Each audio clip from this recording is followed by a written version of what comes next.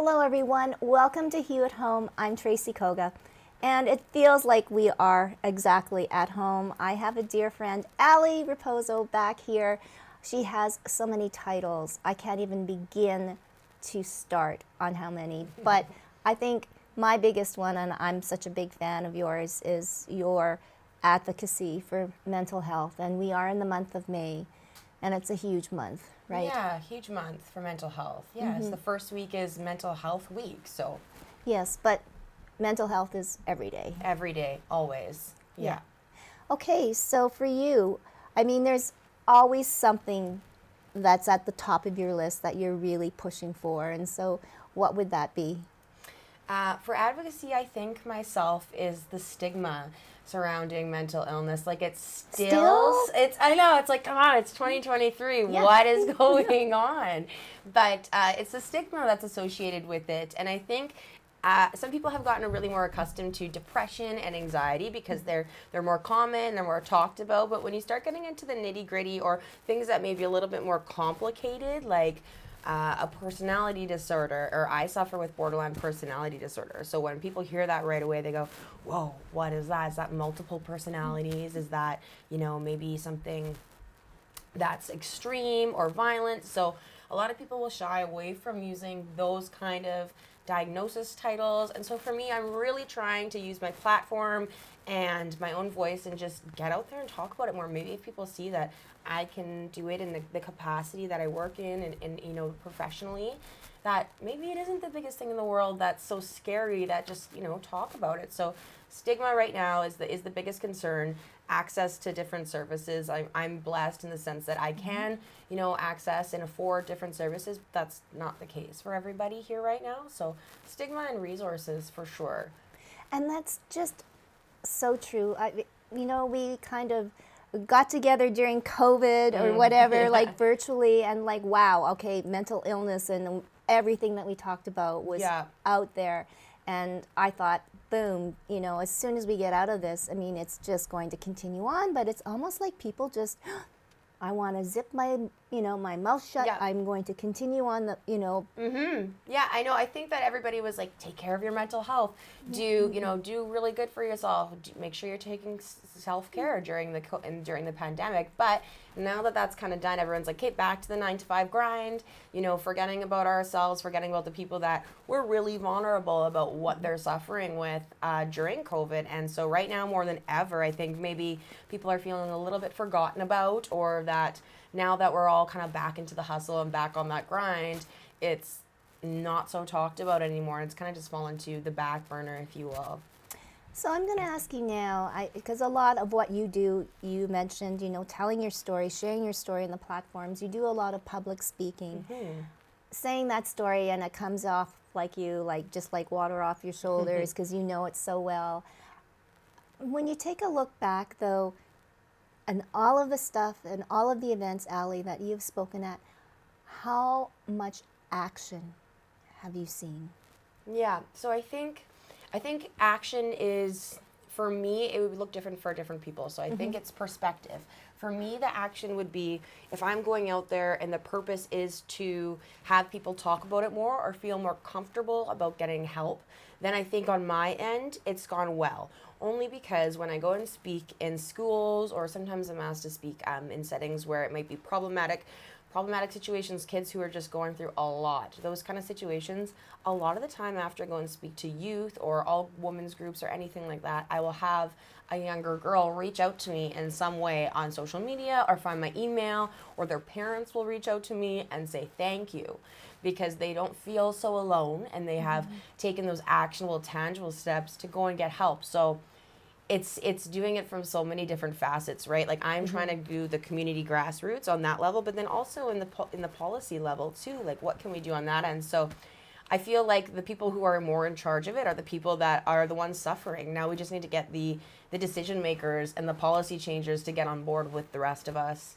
And why is that so hard? Because you work at City Hall. Yeah, I do. Yeah, and I think that right now we do have good leadership in that it's been acknowledged. We need to find what we need to do best. But there's a quote that says nothing about us without us, and so that can go for, I think it was coined in the disability community, And so that quote in itself is, we need to have the consultations with the primary folks that are suffering in order to know exactly what model, which way will work best for them, because we can throw money at things and problems, but it's just a Band-Aid solution. We need to, go to the root of the cause. And I think the biggest thing that's missing in so many different policy changes, or even, any level of government, is the lack of lived experience through the lens of policymakers and change makers, because we really need to know what's wrong from those people instead of kind of a high level overview. And that's a huge, I guess, barrier Yeah, or exactly. hurdle. And, it'll probably be a constant battle. I want to get back, excuse me, when we're talking about young people.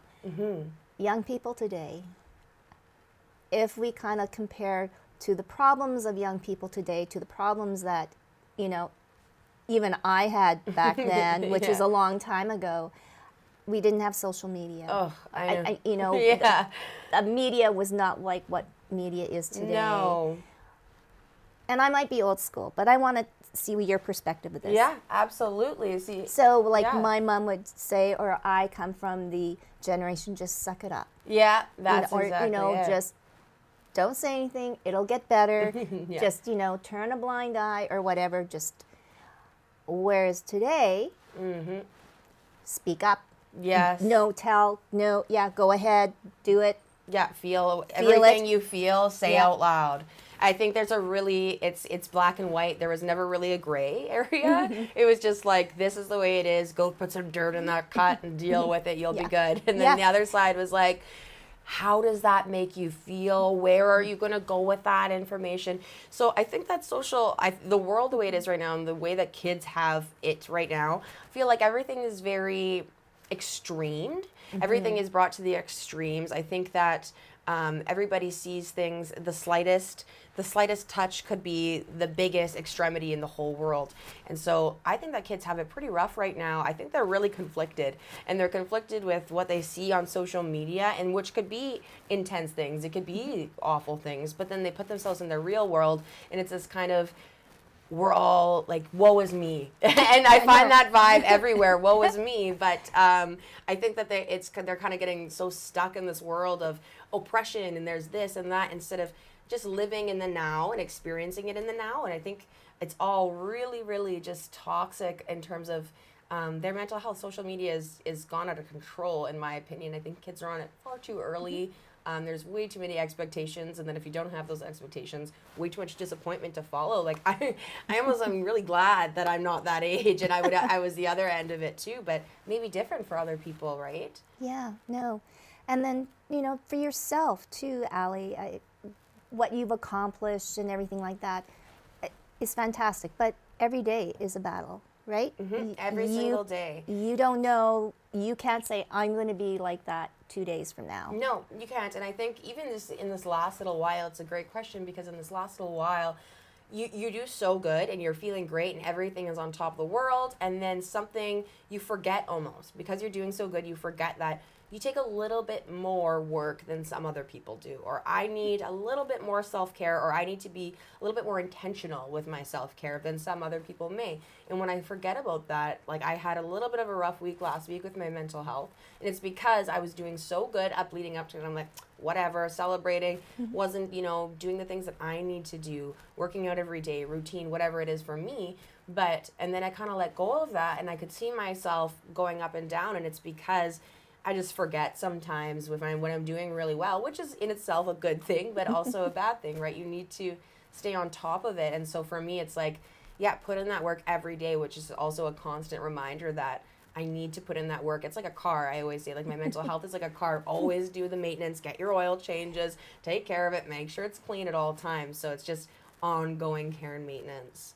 So what new things are on the horizon for you as the mental health advocate? Well, I am still in my position at the City of Winnipeg, so I'm coordinating the Human Rights Committee. It's increasingly exciting every day. It's the first one in Canada to exist, so there's no other Canadian city like it.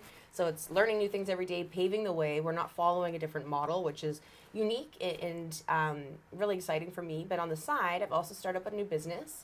So I guess in whole, it's a consulting business, and the biggest service that I have, and I guess my most exciting and solid one right now, would be public speaking coaching. So one-on-one public speaking coaching with folks. It doesn't even have to be, you know, an entrepreneur or somebody who wants to give those high-level CEO business meetings. It could just be somebody who wants to feel more confident in a room, socializing. I know COVID did a number on all of us in terms of like our social batteries, our ability to socialize good. So just giving people some confidence back and understanding like, this is how you can do it, this is how you shouldn't do it, finding your niche and then just running with that. So it's been super exciting so far. Oh, great. Yeah. So before we wrap up the mental health section of our conversation, for anybody out there that is struggling, you know, right now with things the way they are, what are some of the things that they need to do? They need to take really good care of themselves and be easy on yourself. Because there's nothing worse than dealing with the shame and the guilt that a mental illness can bring, either by society or yourself. So if there's one thing you can do for yourself, let go of the shame and the guilt that's accompanied by something that isn't your fault. Know that you're not alone, and own it. Own yourself. It's a piece of you. It's who you are. So let it be a piece of your flair, and just take good care of yourself is definitely the line. Okay, so don't go away. Aly will return. We'll know more about Raposo Strategies and Solutions. Almost sounds like a law firm, but folks, no. It is a brand new venture that Aly has opened her doors to. So we want to hear more about that. And of course, you know, all of the things, human rights, mental health, that'll all be talked about too. So don't go away. You're watching Hue at Home. Good. Part 2. Sweet. Awesome. Yep. Okay.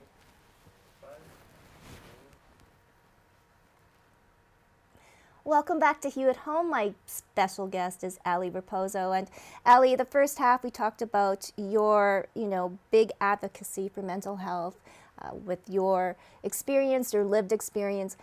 You had mentioned, though, how it is so important to have people at the top or policymakers to actually have that lived experience, whether it's in mental health and human rights, any of these things, you know, that people are talking about. Yes.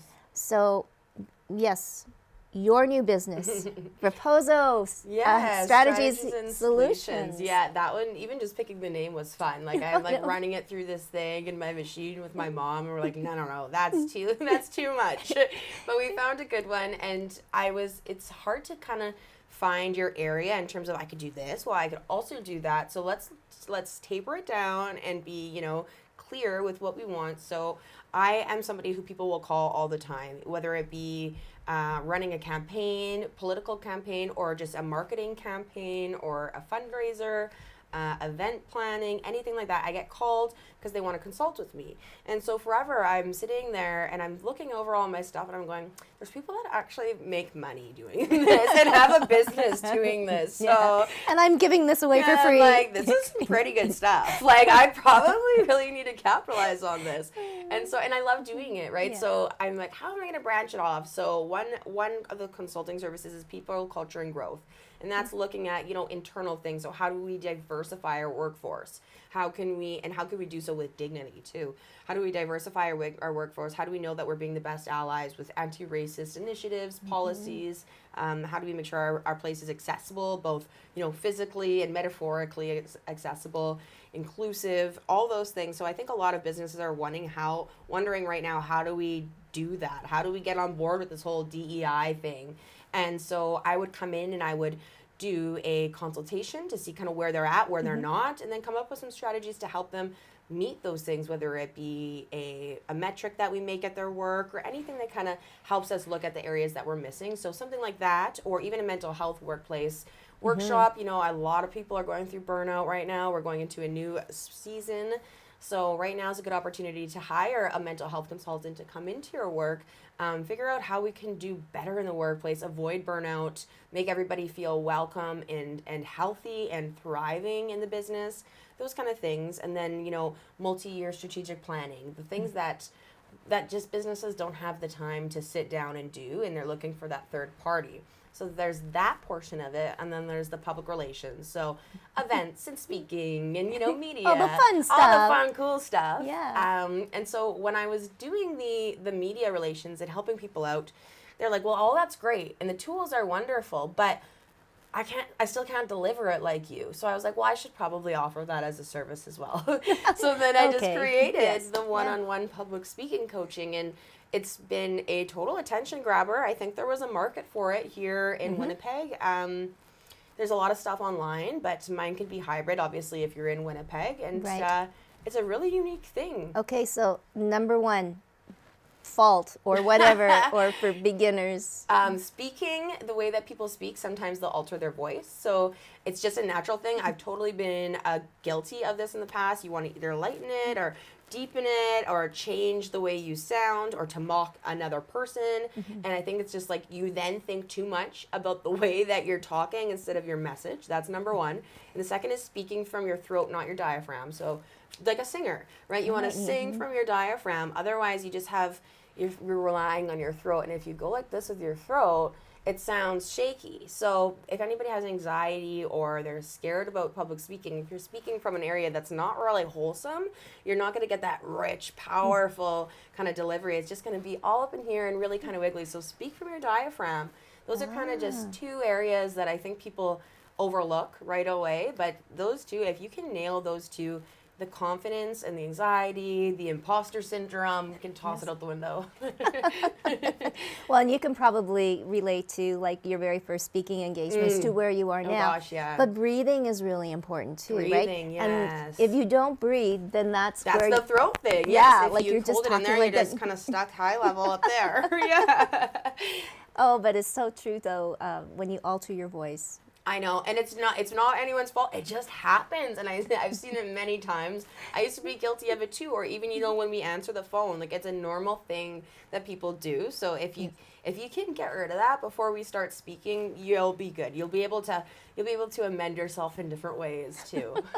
Except I think people would rather my nice telephone voice than my yelling at Rocky to behave. That's my puppy, but no, there's just so many things, and I know public speaking is bar none for you. It also though too opened doors for you, both opportunistically and mentally, I think. Yes. Oh, to totally. Tell your story. It does, and I think that's one of the biggest things too. Is if people are really wanting, especially if they're looking to come to me for public speaking on mental health, then it's like a 2-for-1. It's almost like a therapy in it too, because talking and telling your story is therapeutic. It puts you in a vulnerable state, but I think that folks that get themselves through that vulnerability and understand that there's resilience at the end of the vulnerability kind of hangover that comes with talking about your story all the time, that they just find the tremendous wins from it. Like I said, with the younger people who come up to me and tell me that there's nothing more gratifying than that. You're putting yourself vulnerable, and who knows, it could be your first experience, it could be terrifying, but I mean, if you're having those kind of outcomes, and especially if you're getting out there, it's hugely great for the person listening, for the person giving the speech, and then just providing that high level awareness, really. No, and it's true, and I think that you have a great way of just making people feel relaxed, and then looking this now as a business for you. Number one, exciting, but then number two, it is a responsibility. And I don't know how you do it, because your name is stamped on so many boards, and she's the chair of this, and I want to also talk about Alpha House too, because that's amazing. Yes. You sit on the board for that too as well. Yes. So, and then I'm on the board for the Canadian Association for Suicide Prevention. So they're actually sending me to Halifax sometime in May, and it's going to be for the National Conference of Life. So it's a suicide prevention conference, all in one, kind of all encompassing it all. But it's a professional thing. And actually, what's interesting about the business is that the folks that have reached out to me and the clients that I have right now are not in the mental health realm at all. They're all folks that are wanting to start up their own business, or wanting to do a campaign, or folks who are running for politics. So it's totally strange how it goes into different areas, but it kind of all folds back into the one. Yeah, and speaking of suicide, again, that is huge, and always the white elephant along with mental health. That it's always hanging there. You don't want to say the word. Yeah, the S word. Yeah. Yeah, but you know that it's happening, and it's a crisis too. It's a crisis. Yeah, it is. And I think that people, like you said, you don't want to talk about it. You don't want to say that big word, but it's happening, and it's a product of many different things. It's a product of lack of resources, product of the stigma that's associated with it, right? And so if there's any way that we can do things like this and have these open communications about what it's like, then maybe we can all do a part some way about it. And so I'm going to wrap things up. Will you run in politics? Yes, I will. I will. I've been waiting. I've been waiting. Yes. Yeah, but it'll happen. I've had a few people approach me in different times, in different ways, but it's never been the time. I wanted to conquer a couple of my own things first, so I'll get there one day, and I'll make sure I'll let you know. Okay. All right. Yes. No, but I mean, for everything that you've done, whether it's volunteer or, professionally, it's been amazing. It's been wonderful to see you grow into a beautiful young woman. And I maybe our next mayor, maybe our next premier or prime minister. I don't know. Our oyster. Exactly. But congratulations on the new company. Tracy. And I'm sure we're going to hear more from you. Absolutely. All right. And thank you for joining us here at Hue at Home. And we'll see you next time right here on Hue.